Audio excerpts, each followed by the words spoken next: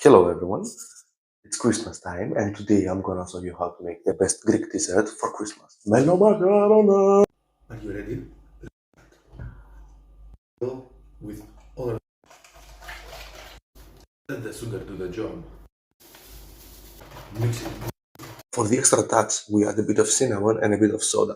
In another bowl, like here, we have flour and baking powder. We'll put it slowly here and mix it with where at the beginning and then with the hand. Careful, you don't want to overmix, we want to keep it nice and fluffy. Fuck!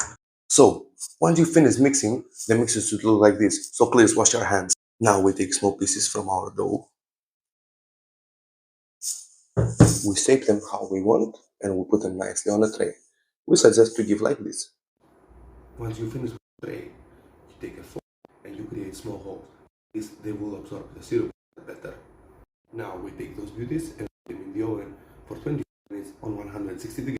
For the syrup, we will need 2 sticks, 200 grams of water, 200 grams of sugar, and 200 grams of.